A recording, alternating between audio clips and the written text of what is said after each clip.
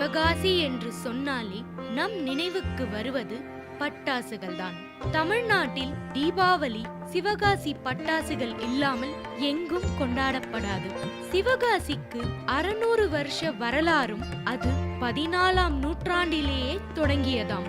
மதுரையை ஆண்ட ஹரிகேசரி பராக்கிரம பாண்டியன் 15ஆம் நூற்றாண்டில் காசி என்கின்ற சிவலிங்கத்தை நிறுவினார். காசி சிவலிங்கம் பெயராலே சிவகாசி என்கின்ற பெயர் அழைக்கப்பட்டது.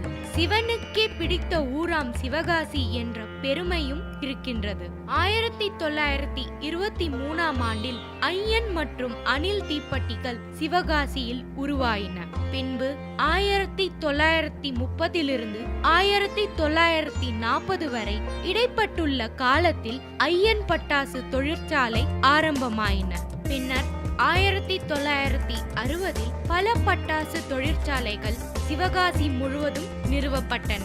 அந்த காலத்தில் தேசிய பொருளாதார நிலையில் சிவகாசி குறைவாக இருந்தாலும் மக்கள் தங்களுடைய தொழிற்திறமையை சீரான நிலையிலே வைத்திருந்தனர். இன்று இந்தியாவின் தீப்பெட்டி உற்பத்தியில் 80% தீப்பெட்டிகள் சிவகாசியிலிருந்துதான் தயாரிக்கப்படுகிறது.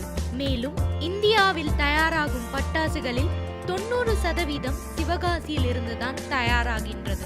பட்டாசுகள் மட்டுமல்லாமல் இந்தியாவின் அச்சுத்துறையிலும் 60% இங்கிருந்துதான் செய்யப்படுகின்றது. விருதுநகர் மாவட்டத்தில் அமைந்துள்ள சிவகாசியை சுற்றி பல முக்கிய சுற்றுலா தலங்களும் ஆன்மீக தலங்களும் அமைந்துள்ளன.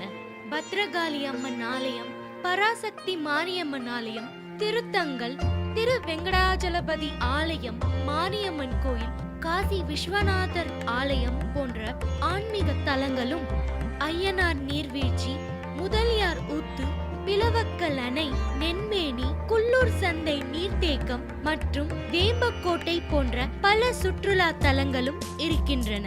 மேலும் பல சிற்ப கலைக்கூடங்களும் சிற்ப கலைகளும் இருந்து வருகின்றன.